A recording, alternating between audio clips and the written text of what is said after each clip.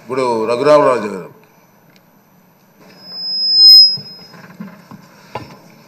పదహారవ శాసనసభ సభాపతిగా మిమ్మల్ని ఏకగ్రీవంగా ఎన్నుకున్నందుకు హృదయపూర్వక శుభాభినందనలు తెలియజేస్తూ, నన్ను ఎంపిక చేసిన సభానాయకులు చంద్రబాబు నాయుడు గారికి, ఎన్నుకున్న నా ఉండి నియోజకవర్గ ప్రజలకు, శాసనసభ్యుడిగా నాకు మొట్టమొదటిసారిగా మాట్లాడే అవకాశం ఇచ్చినందుకు మీకు నా ధన్యవాదాలు తెలియజేస్తున్నా. అందరూ చెప్పారు, మీరు ఎన్నిసార్లు మంత్రులు చేశారు, ఎన్నిసార్లు ఎమ్మెల్యేలు చేశారు కాబట్టి సమయం కూడా తక్కువ ఇచ్చారు కాబట్టి వాటి జోలికి వెళ్లకుండా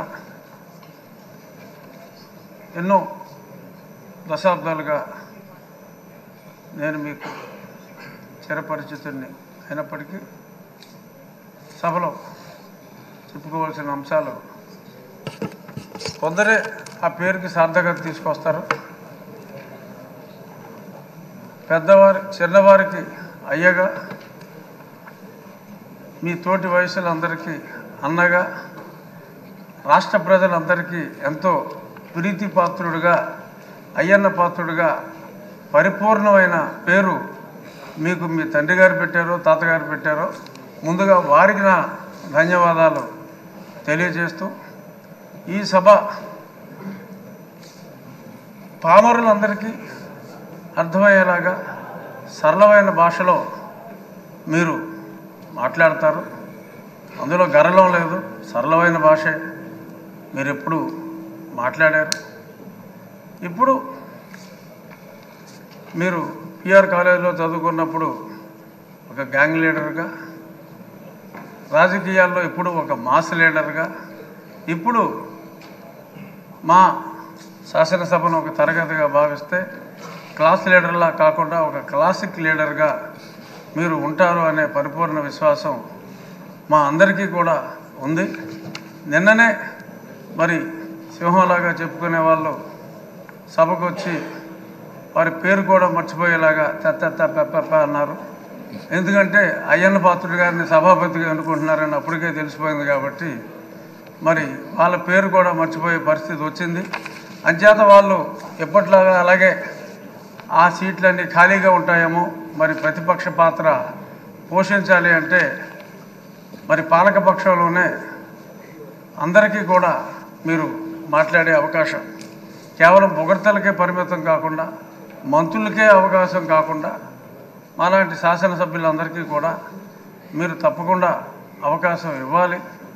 సోదరుడు మనోహర్ గారు చెప్పినట్టు మాజీ స్పీకర్ గారు అందరికీ కూడా డిబేట్లో మాట్లాడి, ఒక శాసనసభ్యుడికి శాసనసభలో గౌరవం ఉన్నప్పుడే వారి వారి అసెంబ్లీ స్థానాల్లో కూడా వారికి గౌరవం ఉంటుంది.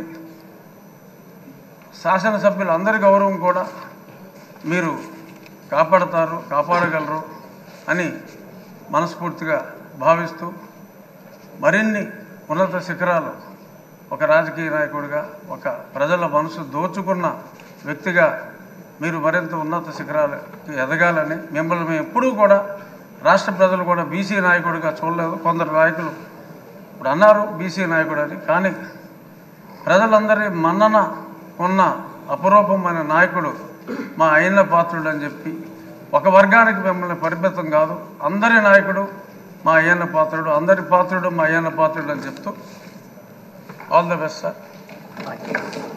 ఇప్పుడు రఘురామరాజు గారు.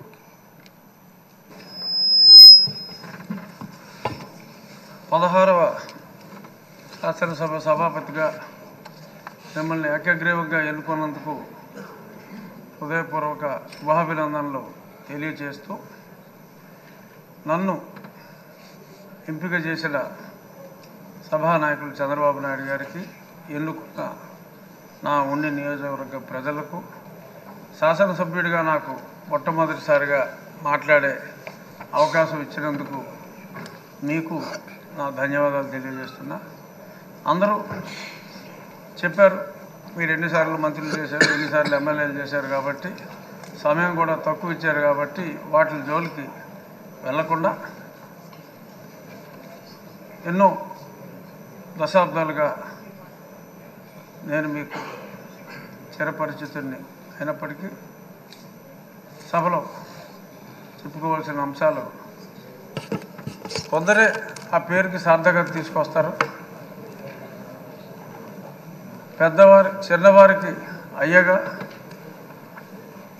మీ తోటి వయసులందరికీ అన్నగా, రాష్ట్ర ప్రజలందరికీ ఎంతో ప్రీతిపాత్రుడుగా, అయ్యన్న పాత్రుడుగా పరిపూర్ణమైన పేరు మీకు మీ తండ్రి గారు పెట్టారో తాతగారు పెట్టారో, ముందుగా వారికి నా ధన్యవాదాలు తెలియజేస్తూ, ఈ సభ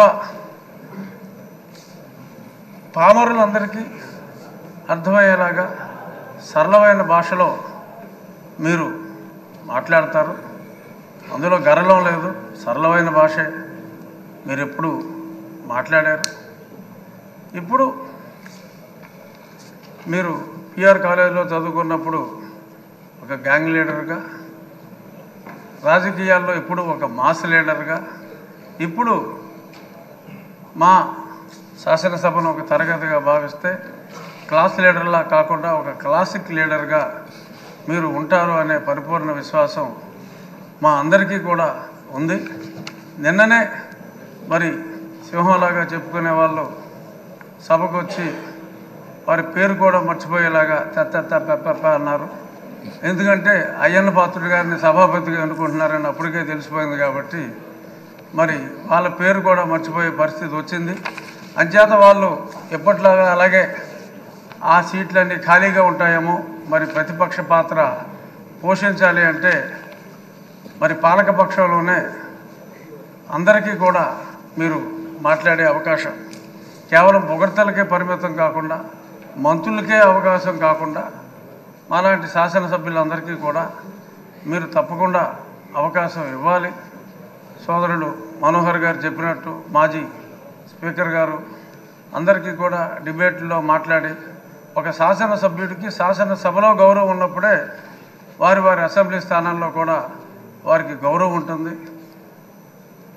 శాసనసభ్యులందరి గౌరవం కూడా మీరు కాపాడగలరు అని మనస్ఫూర్తిగా భావిస్తూ, మరిన్ని ఉన్నత శిఖరాలు ఒక రాజకీయ నాయకుడిగా, ఒక ప్రజల మనసు దోచుకున్న వ్యక్తిగా మీరు మరింత ఉన్నత శిఖరాలకి ఎదగాలని, మిమ్మల్ని మేము ఎప్పుడూ కూడా రాష్ట్ర ప్రజలు కూడా బీసీ నాయకుడిగా చూడలేదు. కొందరు నాయకులు ఇప్పుడు అన్నారు బీసీ నాయకుడు అని, కానీ ప్రజలందరి మన్నన ఉన్న అపరూపమైన నాయకుడు మా అయ్యన్న పాత్రుడు అని చెప్పి, ఒక వర్గానికి మిమ్మల్ని పరిమితం కాదు, అందరి నాయకుడు మా అయ్యన్న పాత్రుడు, అందరి పాత్రుడు మా అయ్యన్న పాత్రుడు అని చెప్తూ ఆల్ ద బెస్ట్ సార్.